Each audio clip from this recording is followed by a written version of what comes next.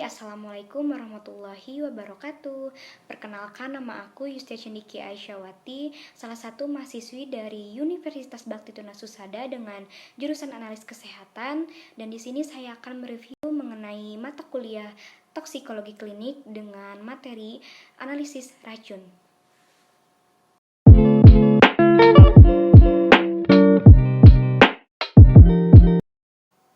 Langsung saja ke tujuan utama analisis racun terbagi menjadi progestesia dan diagnosis dan terapi.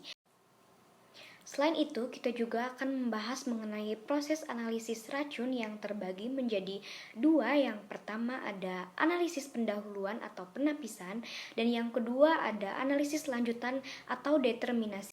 Baiklah, kita akan membahas satu-satu ya guys. Yang pertama ada analisis pendahuluan atau penapisan.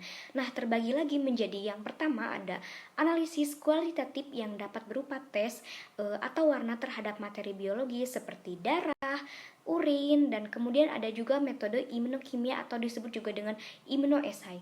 Dan untuk analisis lanjutan atau determinasi ini terbagi juga menjadi pemastian dugaan pada analisis kualitatif yang mengandung senyawa dugaan sampel yang dapat terkontaminasi tertentu. Nah, biasanya ini menggunakan KTL. Kemudian ada juga penetapan kadar toksikan serta metabolitnya yang biasa menggunakan HPLC. Selain itu, kita juga akan membahas mengenai proses lab dalam analisis racun.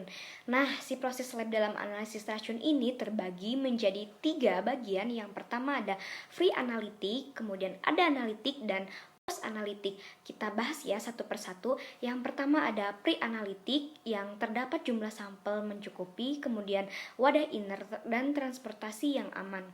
Dan untuk analitik ini terdapat validasi akurasi atau presisi, kemudian waktu yang sesuai dengan kondisi klinis. Dan untuk post analitik ini mempunyai mekanisme pelaporan, kemudian interpretasi hasil, rekaman hasil, dan penyimpanan residu atau sampel.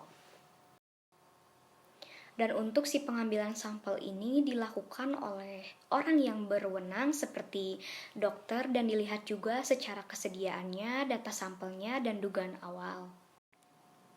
Dan ada juga kesalahan yang sering terjadi yang disebabkan oleh beberapa. Yang pertama, bisa kemungkinan terjadi karena tempat BB tidak bersih, BB terkontaminasi, kemudian BB rusak atau busuk.